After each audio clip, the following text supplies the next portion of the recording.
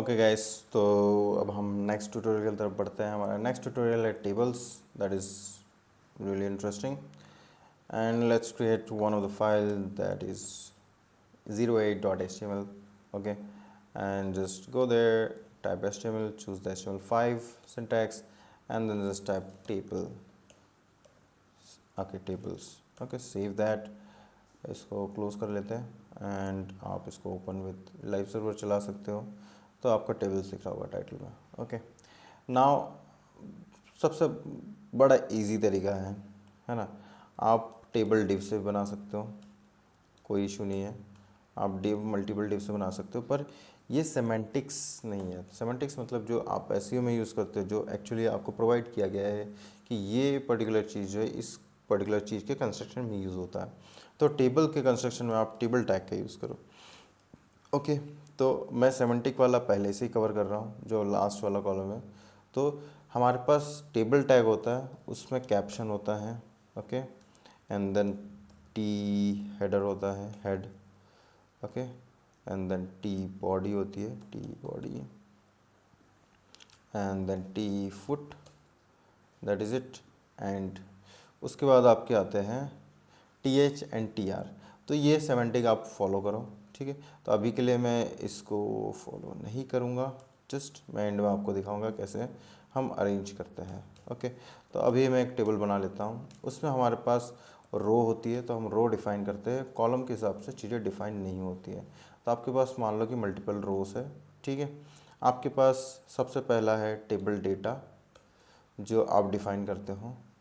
तो table data आप define कर सकते हो, जैसे कि ये पर्टिकुलर कॉलम जो है, फर्स्ट कॉलम जो है, वो किस चीज़ को बिलोंग करता है। तो आप लिख सकते हो student name.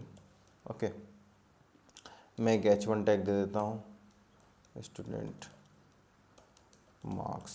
Okay, and then कोई भी सब्जेक्ट दे दिया कि ये साइंस में मार्क्स है, marks in science. Okay, and then ये हो जाएगा आपका मार्क्स इन मैथ्स। ओके, तो इस तरीके से आपके पास 3 हेडर हो गए। और ये जो टी आर है वो टेबल रो कहलाता है, ये है टी टी। तो आप जब यहाँ पर आओगे तो आपको दिखेगा ये टेबल क्रिएट हो चुका है। Okay, student name, marks in science and marks in maths. अभी के लिए मैं थोड़ा सा सी एस एस ऐड कर देता हूँ, थोड़ा सा मैं ऐड करना चाहता हूँ, तो मैं हेड में ऐड कर देता हूँ अभी के लिए, just for the recent work. Okay, तो यदि मैं टी आर में जाऊँगा तो टी आर जो होगा border 1 pixel solid black. Okay, ये हो जाएंगे टेबल के अंदर, सॉरी टी डी। ओके, तो आपको दिख गया है ना। और मैं पैडिंग दे दूँगा, जस्ट अभी के लिए आप मेरे से टिके, मतलब मेरे साथ में बने रहिए, है ना। बाद में हम इसको पढ़ेंगे। तो इस तरीके से आप टेबल मतलब टीडी दे सकते हो। सेम आप कॉपी पेस्ट कर दो। इसमें आपके पास 3 कॉलम हैं पर्टिकुलर इसके लिए। तो आपका स्टूडेंट का नेम हो जाएगा दीपक मंडल, एंड देन साइंस में आते हैं मेरे 33, जस्ट पास हुआ मैं। मैथ्स में आ रहे हैं मेरे 98, काफ़ी अच्छे मार्क्स। ओके, एंड देन मैं इसको पेस्ट करता हूँ। नेक्स्ट स्टूडेंट हो जाएगा हमारा मयूर बारपेटे, जो मेरा दोस्त है। ओके, तो उसके साइंस में आ गए मान लेते हैं 70 एंड मैथ्स में आ गया 100। तो इस तरीके से आपका टेबल बन गया। मैं सिर्फ बॉर्डर इसलिए दिखा रहा हूँ ताकि आपको फील हो कि एक्चुअल में टेबल है। आपको रॉ टेबल मिलती है, आपको डिज़ाइन खुद से करना पड़ता है। ओके, तो ये इस तरीके से आपका टेबल बन गया। अब जो ये पर्टिकुलर रो है, इसमें जो टेबल डेटा है वो टेबल डेटा है जो हेडर का काम करती है। तो आपको जो टीडी है यहाँ के, उनको आप रिप्लेस करोगे टीएच से, मतलब टेबल हेडर डेटा। तो ये ऑटोमेटिकली आपका जो हो जाएगा टेबल हेडर डेटा में कन्वर्ट हो जाएगा। और टेबल हेडर डेटा के लिए भी मैं जो टीएच डेटा है उसके लिए बॉर्डर देना चाहता हूँ, एंड देन ये होगा 2 पिक्सल का। ओके, तो इस तरीके से मैं इसको बॉर्डर दे देता हूँ। तो आपको समझ में आएगा। तो हम यहाँ पर क्या समझे, पहले तो हमने समझा कि पर्टिकुलर टेबल है, उसमें रोज़ होती है, रोज़ को डिफाइन करने के टी आर यूज़ करते हैं।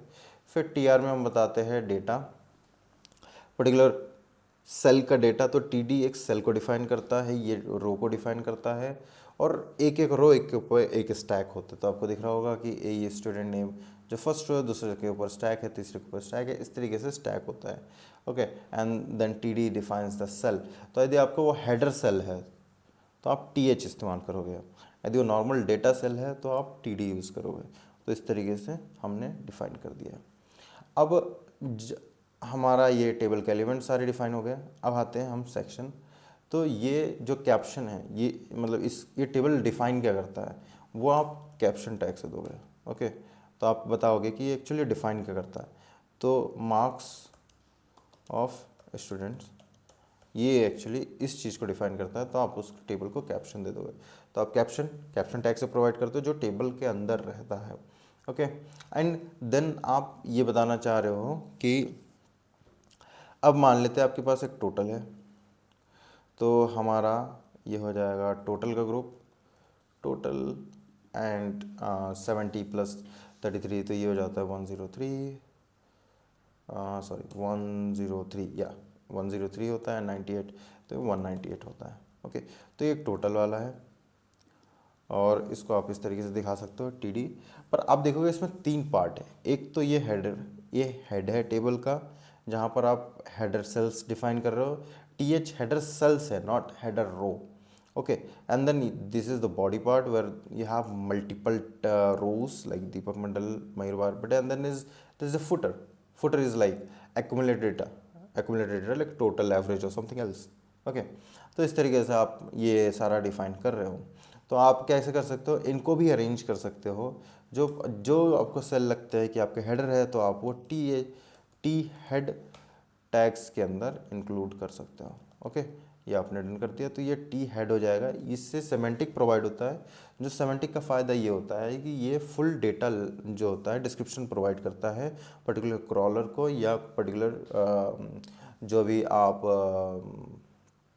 मैं क्या बोल सकता हूँ, सेलेनियम यूज़ कर रहे हो, है ना, वेब स्क्रैपर जैसे, ठीक है, उनको।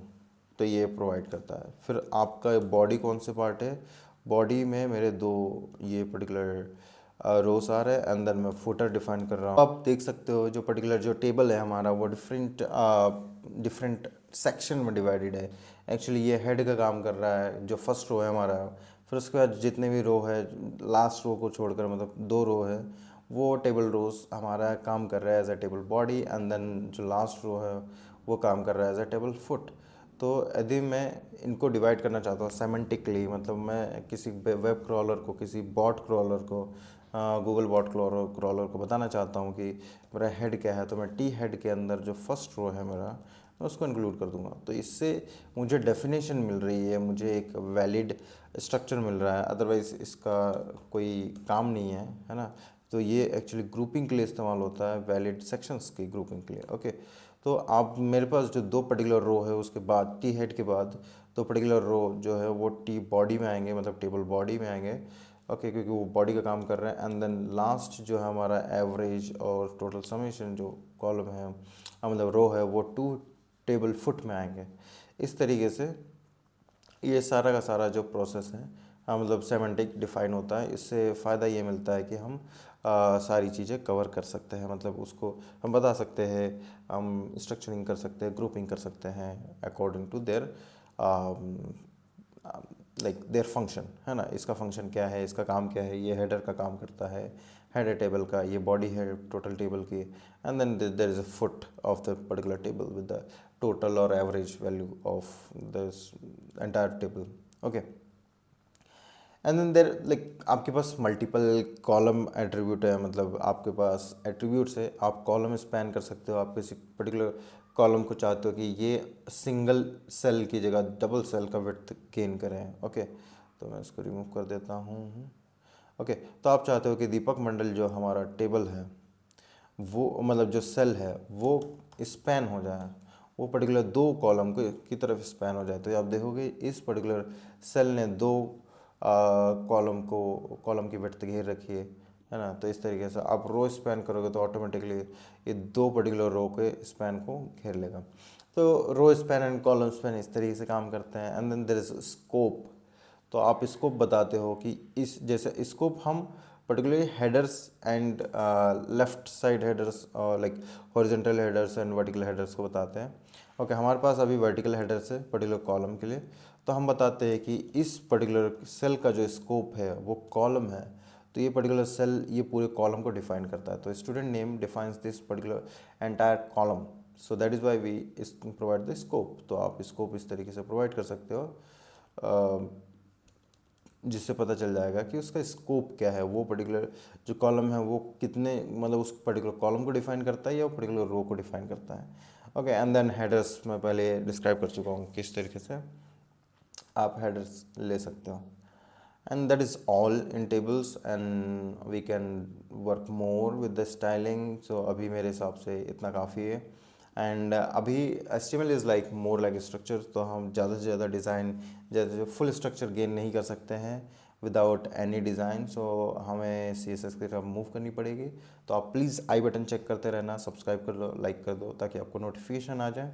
एंड आगे के ट्यूटोरियल आ जाए तो हम इसको as a playlist as a crash course हम दोनों में लॉन्च करेंगे तो यूट्यूब पर, और आप उसको चेक कर सको। Okay, thank you. Hello guys, like share and comment करना ना भूलें, और नए अपडेट्स के लिए डिस्क्रिप्शन एंड आई बटन को चेक करें। एंड 1-to-1 ट्यूटोरियल्स के लिए, 1-to-1 मेंटरशिप के लिए आप मुझे डायरेक्ट कांटेक्ट कर सकते हो ईमेल पे। Thank you.